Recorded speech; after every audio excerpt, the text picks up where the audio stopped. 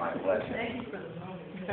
Did anybody else here cry? Yeah. I didn't see that coming. Wow, what a wonderful, remarkable portrait with elements of Spinal Tap. And I want to ask a couple of questions to start things out.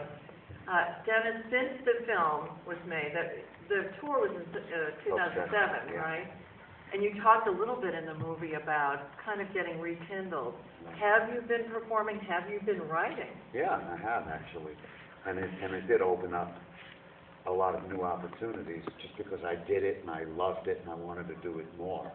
So I've been performing fairly regularly, not as much as I'd like to, but the economy hasn't been great, so it's been a bit tough to get out there and play, not necessarily in venues that big, but even in, more appropriately sized venues. But I've been doing it. At least I've probably done about 25 shows in the last 5 years in total. And I have a musical that I'm working on for Broadway, which is coming along nicely. Oh, that's great. Yeah. I think a lot of songwriters are going in that direction now, and it's wonderful. Yeah, I think so. Terrific. And Jody, were you planning to do a portrait of your father, and then this opportunity came up with the tour, or? No, I mean, Taylor and I had been talking about making a film. I'd gone to NYU Film School, and we had, we're trying to make like a narrative film. And then when this tour kind of came up, Taylor sort of said, this story has like some pretty big elements that feel like it could be a really great movie if it sort of goes in the direction we kind of think it could. You don't want to jinx anything and have it feel like we're going to go over there and it would be a disaster. But it felt like, once mighty songwriter gets a second shot at, connecting with his music in this crazy, totally unpredictable place, it just felt like the time to kind of pull the trigger on making a film. And obviously the access and the music just sort of felt like that was the movie to make, It was great, and I love the way you tied in the Thrilla and Manila and the Grossinger's background. It was a beautiful way into a life, a remarkable life. Yeah, thank you. Roger? I love the way the film was structured, but it seems like there's a really big decision from the filmmaker's point of view to bookend it with the real estate. And I just wanted to sort of ask what went into deciding to use that to frame the movie.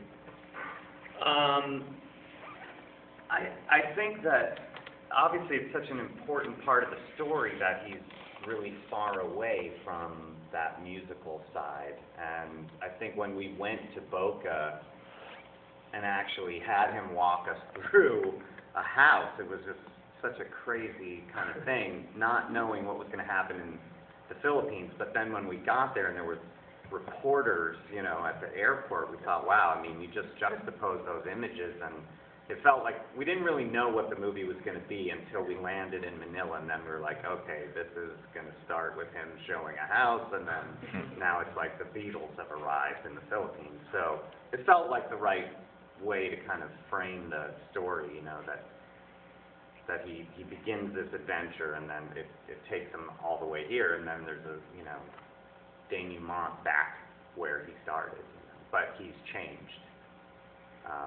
Something inside him, I think, was different when he got back. As a former realtor, I have to ask, did you sell the listing in Boca? Yes, I did. That's wonderful. I think also, just real quick on that, I think that the story that was so intriguing to us was the excitement of the trip. It wasn't really like, let's do a biopic on Dennis. I mean, of course, you have to have history and stuff. And so the reality was, he's living in Boca. He takes the trip, and then he's living in Boca. So it was also just that the real thrust of the movie was about that trip and the guts that it took for him to do that. Absolutely. It's always so broadening, as they say, to travel.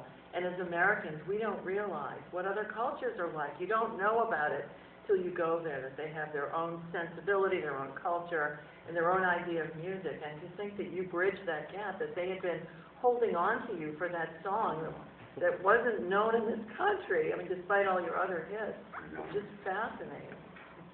So I found it fascinating, and I felt somewhat guilty that I hadn't said yes years before, because the promoter was the same guy who Right. kept coming to me. He was so loyal to you. I was reading some old emails from him because I started writing a book, and some of his early emails were indicating that he had approached me every 2 years, and I kept saying no, and I didn't remember it being that frequent, but nonetheless, I finally said yes, and I'm so glad I did. There are so many extraordinary elements to this story, and yet you think of him just as your dad. Yeah. Well, I mean, I also, admire the career. I think, coming out of NYU and I was working on and off as an actor in New York, and all of a sudden I was like, wow, my dad really had this amazing career, not just that he supported our family, but the actual success, you kind of, I think that's sort of the interesting thing in the movie, that my sister doesn't really know that other side, and I sort of do, and we sort of, were able to connect through me showing her this other side of him too, that she didn't really know. How was it? Describe how the challenges that you had making this documentary about someone that's so close to you, but then again so big. Were you biased in any way, or did you, in the editing process, did you not want to put certain things in there because he was your dad?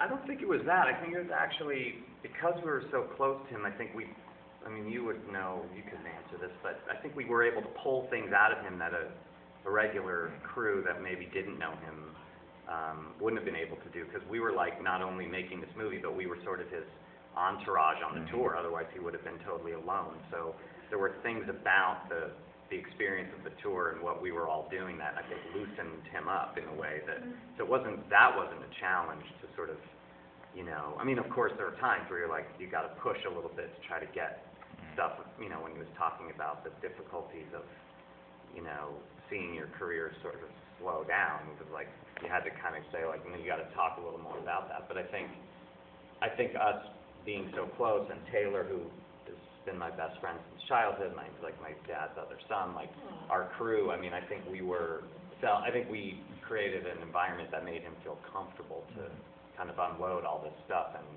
talk about his past and his relationship to music in a way that maybe a crew that didn't know him wouldn't have been able to get out of him.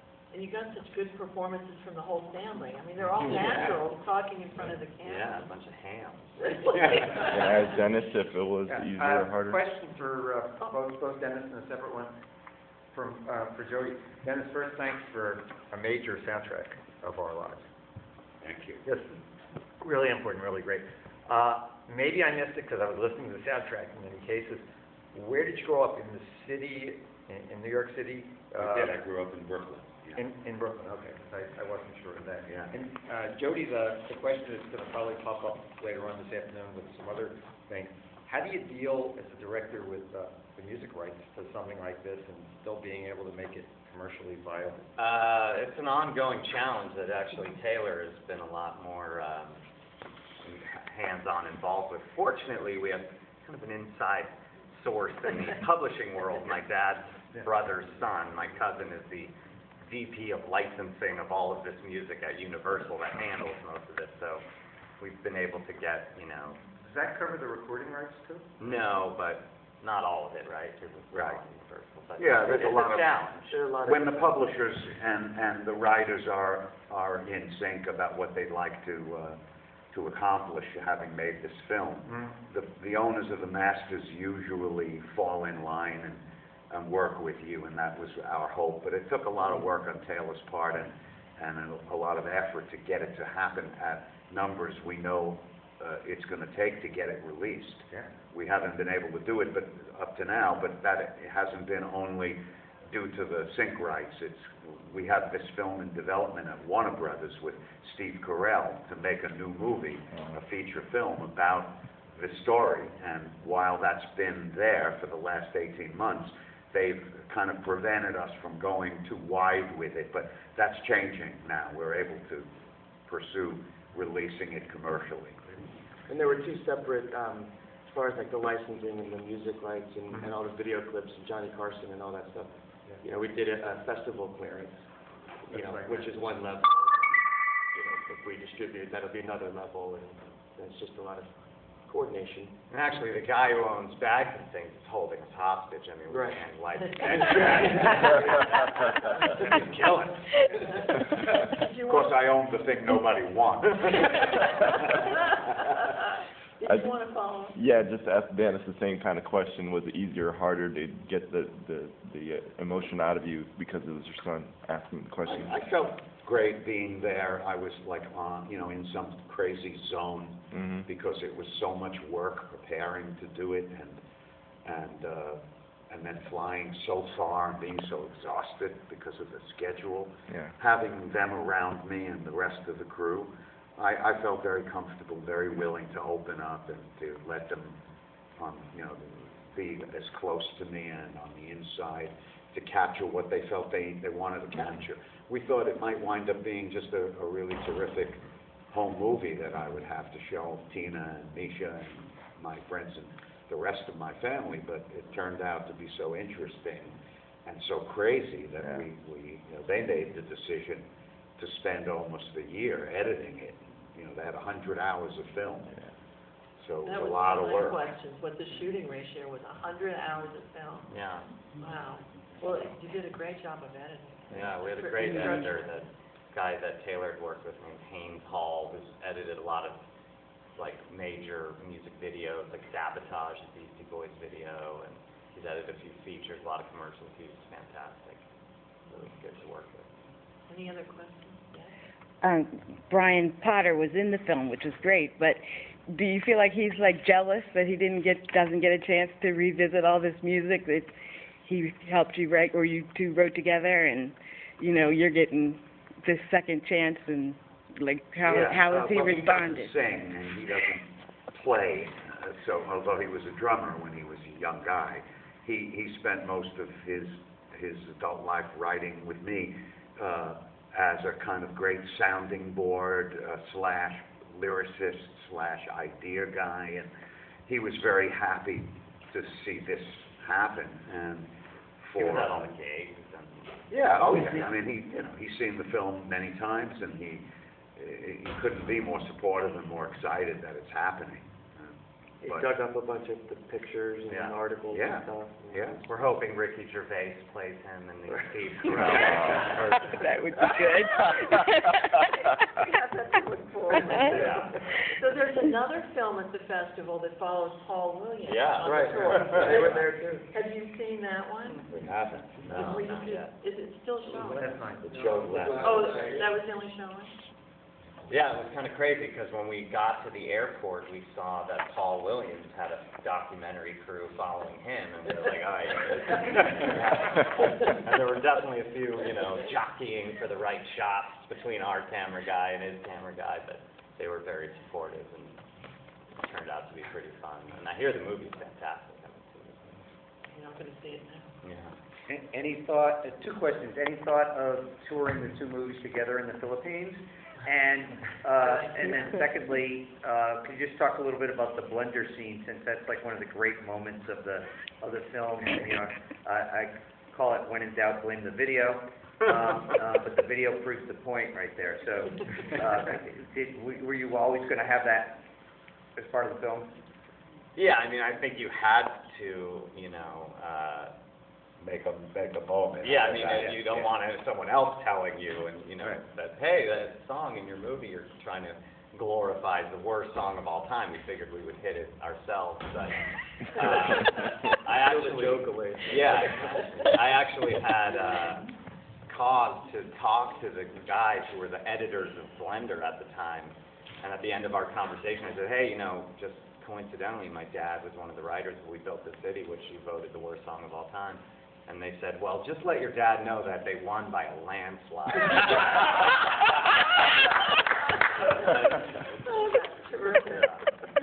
I had the privilege just recently of actually being voted the worst song of all time in Rolling Stone as well. No.